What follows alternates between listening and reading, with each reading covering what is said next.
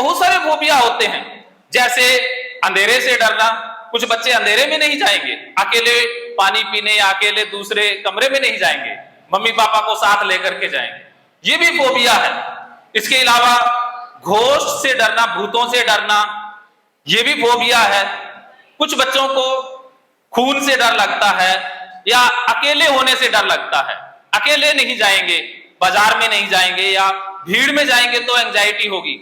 इसे social anxiety disorder बोला जाता है कि भीड़ भाड़ वाले स्थानों से डर लगता है या भीड़ से डर लगता है, क्राउड फोबिया है। ऐसे बहुत सारे फोबिया है। जैसे मेरे पास जो केसेस आते हैं, ज्यादातर कुछ तो ऐसे इंसान हैं जिनको छिपकली से डर लगता है, लिजार्ड फोबिया इसे बोला जाता है, और ये महिलाओं में ज्यादा पाया जाता है। एक बार एक पतिदेव का मेरे पास फोन आता है और वो कहते हैं कि सर मेरी पत्नी को लिजार्ड फोबिया है और अब घर में मेरी ड्यूटी है छिपकली को बाहर निकालना, क्योंकि मिसिज ने कह दिया है कि घर में एक ही प्राणी रहेगा, या तो मैं रहूंगी या छिपकली रहेगी। अगर मुझे घर में रखना है तो छिपकली को घर से बाहर निकालिए। तो ये लिजार्ड फोबिया है।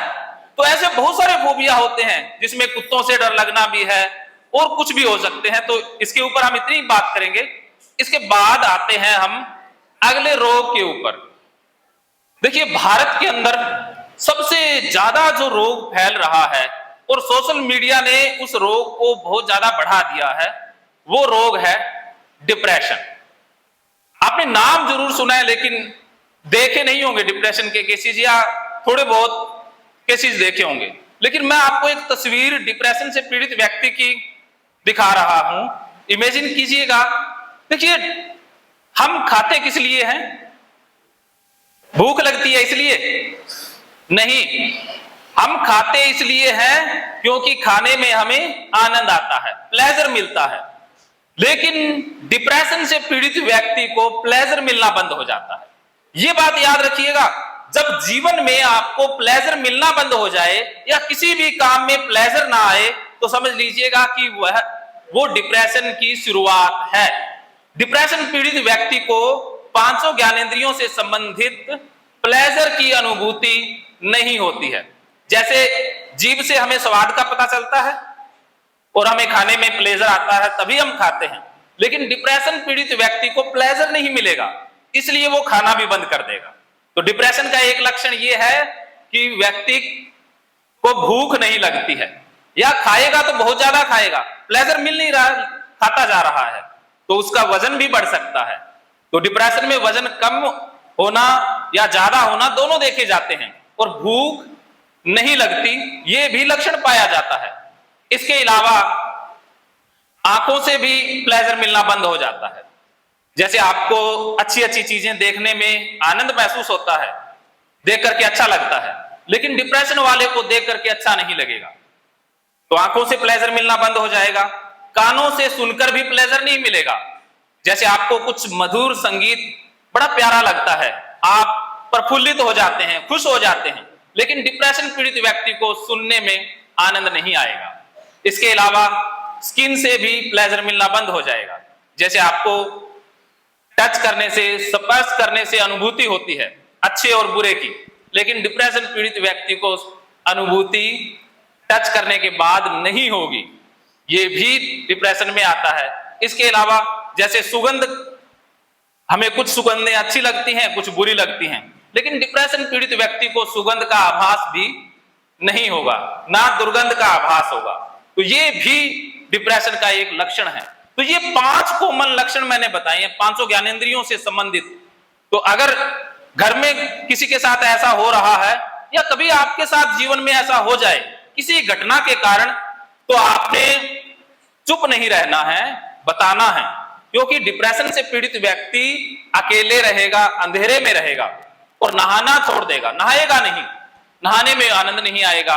तो हो सकता है कि वो लेट उठे, उठने के बाद भी उसे फ्रेशनेस फील नहीं होगी, उसके अंदर थकान वैसी की वैसी रहेगी, थकान बनी रहेगी। जितना मर्जी वो सो ले लेकिन थका हुआ ही रहेगा, कंधे झुके रहेंगे, और क्योंकि उसमें डोपामिन केमिकल की कमी हो जाती है। तो डिप्रेशन वाला व्यक्ति धीरे धीरे चलेगा।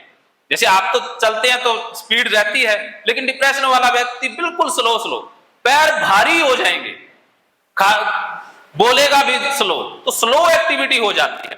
तो ये डिप्रेशन के कुछ कॉमन लक्षण हैं। और आप जब भी किसी का स्टेटस देखें तो कोई समझ लीजिएगा कोई उदासी वाले स्टेटस लगाए या नेगेटिव बातें स्टेटस में लगाने लग जाए तो समझ लीजिएगा कि वो डिप्रेशन में जा रहा है, तो उसको बचाया जा सकता है।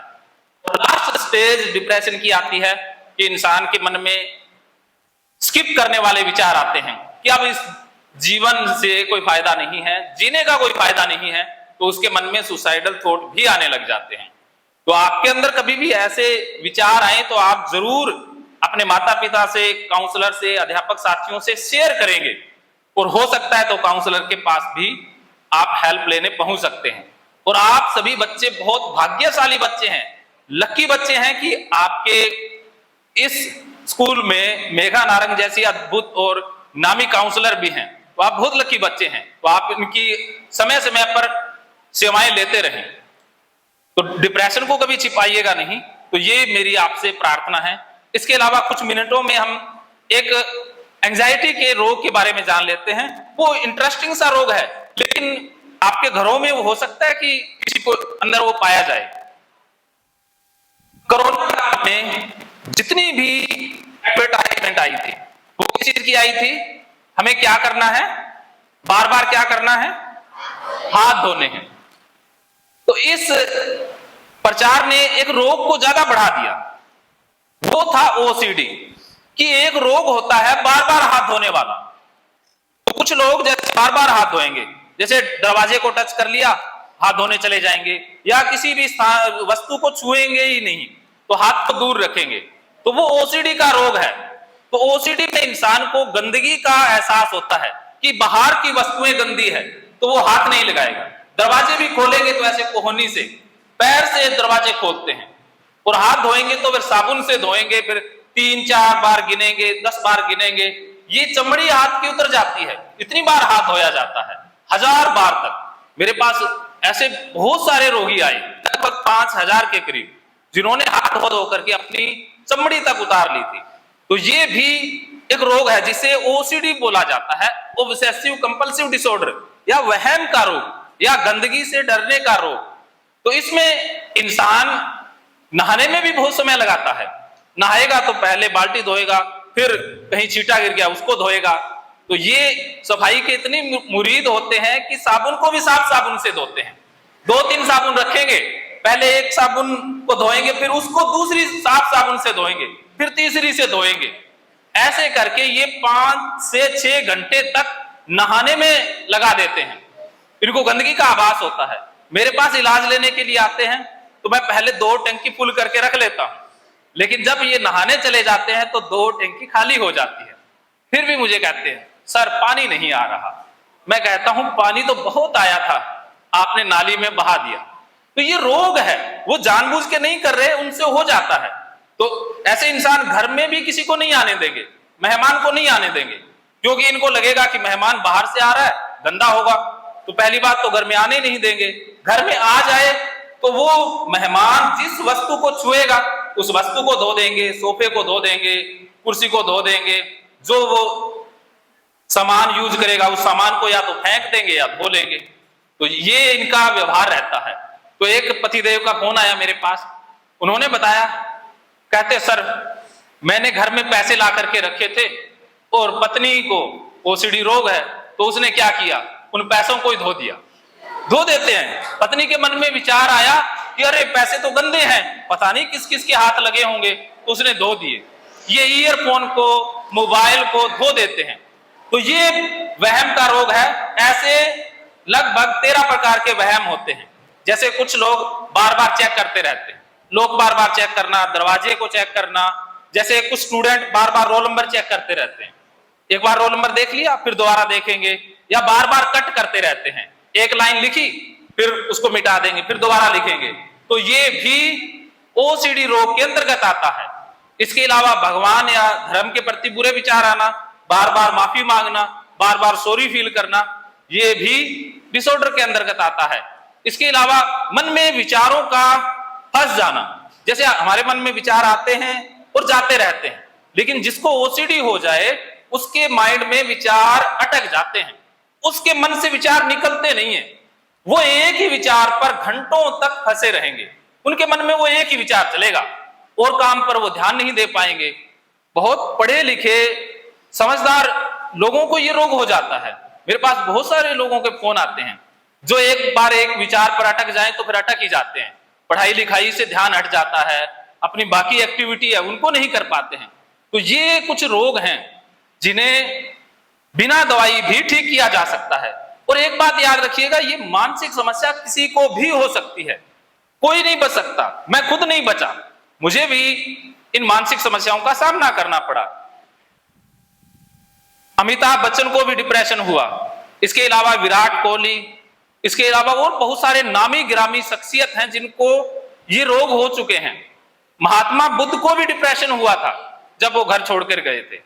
इसके अलावा अकोर टोले जिन्होंने बहुत सारी किताबें लिखी। महकेंगे फिर से खुशियों के रंग भगवत गीता थेरेपी कोर्स के संग। इतिहास का पहला ऐप जो गीता के माध्यम से ओसीडी डिप्रेशन का इलाज आसान बनाएगा। ओसीडी डिप्रेशन का इलाज हुआ और भी आसान, और वो भी बिना दवाई, घर बैठे। किसी को बीमारी की चिंता है तो किसी को चिंता की बीमारी है। भगवत गीता ने लाखों करोड़ों का जीवन बदला है और आपका भी बदलेगा। गीता थेरेपी कोर्स में आपको मिलेगा सभी 11 प्रकार की ओसीडी का संपूर्ण इलाज, जैसे गंदगी का वहम, बार बार हाथ धोना, बार बार सफाई करना, बार बार लॉक दरवाजा चेक करना व अन्य सामान की चेकिंग बार बार करना, एक ही विचार बार बार आना, नुकसान व मरने मारने का विचार आना, HIV, rabies, cancer, heart attack का विचार आना, IBS और नींद न आने की समस्या का हल गीता कोर्स में मिलेगा। आत्महत्या वाले विचारों से मुक्ति भी गीता थेरेपी कोर्स से मिलेगी। राजेंद्र जोधपुरिया ऐप पर आपको ओसीडी से संबंधित राजेंद्र जोधपुरिया की किताब भगवत गीता के मनोवैज्ञानिक रहस्य और अन्य टिप्स पढ़ने को भी मिलेंगे। गीता है महान थेरेपी। गीता में CBT, हिप्नोथेरेपी, माइंडफुलनेस, ERP व अन्य बहुत सी साइकोथेरेपीज का समावेश मिलेगा। राजेंद्र जोधपुरिया ऐप एक, फायदे अनेक। आज ही प्ले स्टोर से डाउनलोड करें, लिंक डिस्क्रिप्शन में है। तो देर क्यों, अभी जाइए डिस्क्रिप्शन में और लिंक पर क्लिक करके प्ले स्टोर से अभी डाउनलोड कीजिए राजेंद्र जोधपुरिया ऐप और पाइए अपनी सभी समस्याओं का हल। मानो तो मौज है, वरना समस्या तो हर रोज है।